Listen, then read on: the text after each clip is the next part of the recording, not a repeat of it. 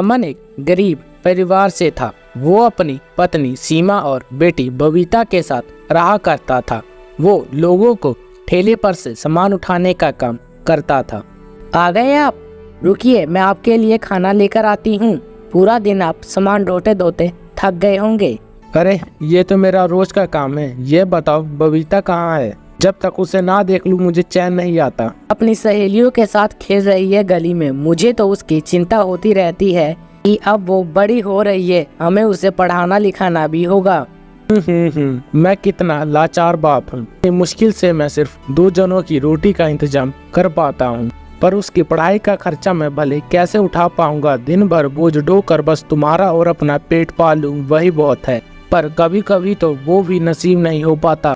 तभी बबीता भागी भागी आती है और अमन से कहती है, पिताजी, वो पड़ोस की सुषमा बता रही थी कि सरकार ने अलर्ट जारी किया है कि बहुत तेज बारिश होने वाली है और यहाँ बाढ़ आने वाली है। अब आप काम पर मत जाना, नहीं तो आप भीग जाएंगे। अरे ये क्या, अगर बारिश हुई तो मैं काम पर नहीं जा पाऊंगा, और काम पर नहीं जा पाऊंगा तो पैसा कहाँ से लाऊंगा? मुझे काम पर जाना ही होगा। अगर सरकार ने अलर्ट जारी किया है तो कोई बात ही होगी। अगर आप काम पर गए तो दिक्कत हो सकती है। इतने देर में ही मूसलाधार बारिश शुरू हो जाती है। अरे अच्छा होता मैं पहले ही निकल जाता, अब तो बारिश होने लगी। मैंने कहा था ना पापा, बहुत तेज बारिश होने वाली है। बहुत सारे काले बादल छाए हुए थे। आप फिक्र क्यों करते हैं? थोड़ी देर में बारिश रुक जाएगी, फिर आप चले जाना काम पे। तीनों बारिश के रुकने का इंतजार करते हैं, पर बारिश नहीं रुकती और धीरे धीरे कर बारिश और तेज हो जाती है और उनकी छत भी टपकने लग जाती है। माँ देखो, बाहर से पानी भी आना शुरू हो गया है। बाहर चारों तरफ पानी भर गया है। इस तरह से तो इस घर में रहना हमारा और भी मुश्किल हो जाएगा। धीरे धीरे पानी बढ़ जाता है और उनका घर नीचे होने की वजह से पूरा कॉलोनी का ज्यादा पानी उनके घर में भर जाता है। तभी अमन कहता है, सीमा अपना जरूरी सामान बांध लो, हमें कहीं और जाना होगा। पर हम जाएंगे कहाँ? पूरी कॉलोनी में तो पानी भरा है। ले दे के तो यही झोपड़ी थी हमारे पास।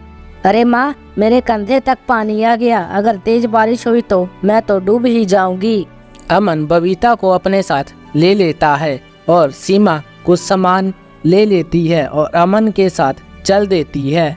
वो तीनों पानी में भीगते हुए निकलते हैं। उन्हें कोई ऐसी जगह नजर नहीं आती जहाँ पर वो अपना सिर छुपा सके। तभी उन्हें एक व्यक्ति मिलता है।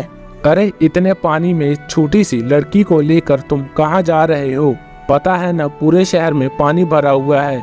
अरे कब तक ये पानी बरसेगा कुछ पता नहीं। साहब हम बहुत गरीब हैं, मेरा घर पानी में डूब गया और मेरे पास कोई भी जगह नहीं है, इसलिए इस बच्ची को इधर उधर लेकर घूम रहा हूँ कि कोई ठिकाना मिल जाए। अरे ये तो बहुत ही बड़ी परेशानी है तुम्हारे लिए। चलो इस छोटी सी बच्ची के लिए तुम्हें एक रास्ता दिखाता हूँ। इधर एक बहुत पुरानी मेट्रो खड़ी है जो किसी काम की भी नहीं है। क्यों ना तुम वहीं पर रह लो, वहाँ तुम्हें बारिश से भी सुरक्षा मिलेगी और पानी से भी। पर साहब वो तो सरकार की संपत्ति है ना, अगर किसी ने कुछ कहा तो? अरे मेट्रो तो मेरे अंडर आती है, मैं ही उसकी कार्रवाई कर रहा हूँ। तब तक वो मेट्रो किसी काम की नहीं है, तब तक तुम अपना घर उसमें बनाकर रह सकते हो। जब उसकी जरूरत होगी तब मैं तुम्हें बता दूंगा, तब तक तुम अपना कोई और भी बंदोबस्त कर सकते हो। आपका बहुत बहुत धन्यवाद साहब, आपने हमें ऐसी मुसीबत में सहारा दिया। धन्यवाद की जरूरत नहीं, ये तो मेरा फर्ज था। तीनों अपना सामान लेकर मेट्रो के डिब्बे में चले जाते हैं। वहां जाकर बबीता को बहुत ही अच्छा लगता है। आपने आज तक मुझे कभी भी मेट्रो में सैर नहीं कराई, पर आज हमारा मेट्रो में ही घर बन गया।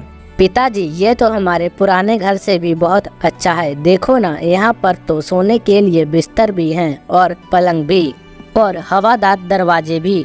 माँ बहुत तेज भूख लगी है, कल रात से कुछ भी नहीं खाया है। हाँ सीमा, चलो कुछ बनाते हैं। मैं कुछ सामान घर से लेकर आई थी, उसी को पका देती हूँ, कल का बाद में देखेंगे। सीमा मेट्रो के डिब्बे में अपना सामान निकालती है और खाना बनाती है। तीनों बैठकर खाना खाते हैं। तीनों मेट्रो के घर में रहकर बहुत ही ज्यादा खुश होते हैं। धीरे धीरे कॉलोनी का पानी निकलने लगता है तो अमन अपने पुराने घर को देखने जाता है। वो पूरी तरह से धंस जाता है। तभी वो व्यक्ति अमन को दोबारा मिलता है। अरे तुम्हारा घर तो पूरी तरह से ढह गया है, अब तो तुम्हारा यहाँ आने का कोई भी मतलब नहीं है। तुम जब तक चाहो उसी मेट्रो में अपना घर बनाकर रह सकते हो। साहब मेरे पास कोई भी काम धंधा नहीं है, मैं वहाँ पर ही रह पाऊंगा क्योंकि किराया देने की मेरी औकात नहीं है।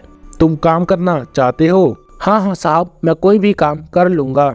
मेट्रो में एक कर्मचारी की जरूरत है, वो कर्मचारी छुट्टी पर गया हुआ है, उसकी जगह पर काम करना है तो बोलो, मैं ऊपर बात करता हूँ। साहब आपकी बहुत ही कृपा होगी, आप कोई भी काम दो, मैं जरूर करूँगा। अमन को मेट्रो में काम मिल जाता है जिससे वो अपने परिवार की अच्छी तरह से भरण पोषण कर पाता है। अब मुझे काम मिल गया है, अब हमारा अपनी बबीता को पढ़ाने का सपना पूरा हो जाएगा। यह तो बहुत ही अच्छी बात है, हमें रहने के लिए भी यही मेट्रो मिली और मेट्रो में ही आपको काम मिला। यह मेट्रो हमारे लिए कितनी शुभ है। हाँ, अब मैं अपनी बेटी को पढ़ाऊंगा लिखाऊंगा और एक काबिल इंसान बनाऊंगा।